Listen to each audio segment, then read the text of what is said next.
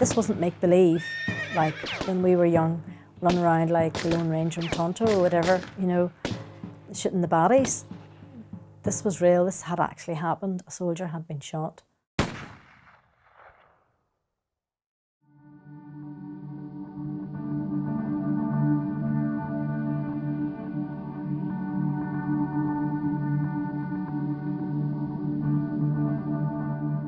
The Corrymeela Summer Programme Coordinator invited me to lead a 3-week international work camp in August 1974.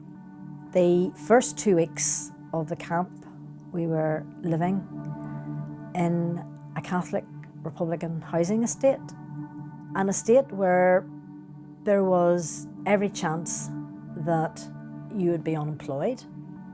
It was an estate where there was a strong paramilitary presence, and it was also an estate where there was regular British Army patrols. So the people were regularly being stopped, questioned, searched. There were nighttime raids on their homes. I suppose our aim was to try and give the children some distraction from getting into gangs and throwing stones at the regular army patrols. The people were on the whole very generous, very kind, and they allowed us to get on with our peace songs, and they knew that we were providing a lot of activities and giving the children things to do. On the final day in the estate, we were invited in small groups to different homes for a meal. We were a bit sombre because the night before, a young British soldier had been shot. So we were invited into this family's home. It was a man and wife and a young son. I can't remember what we had for our meal, but I do remember the young boy who was running around like any 2 or 3-year-old and enjoying his play. He had a little toy gun in his hand and he was running around with his gun, and he said to us, "I shot the soldier. I shot the soldier." I just didn't know how to respond to this little boy. I just know that there was a silence. I just remember the uncomfortable silence.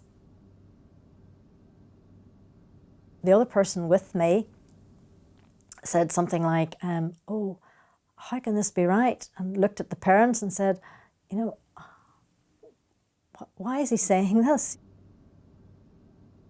I did nothing. I changed the subject. I suppose I tried to keep things friendly. When the little boy said, "I shot the soldier," he looked at me like he wanted me to say, "Oh, that's great, good for you."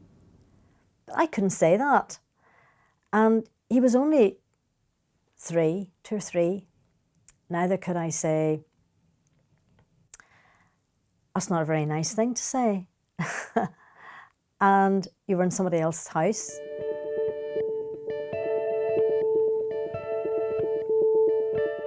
I just wanted to be anywhere else but in that home, in that estate, at that moment. I think I probably had enough. I was naive, I know, but my hope was after 2 weeks in that estate, there might have been a change of heart. But it was totally naive. I mean, in a way, that soldier being shot just on the last day when we were about to go was almost like a slap in the face to our peacekeeping.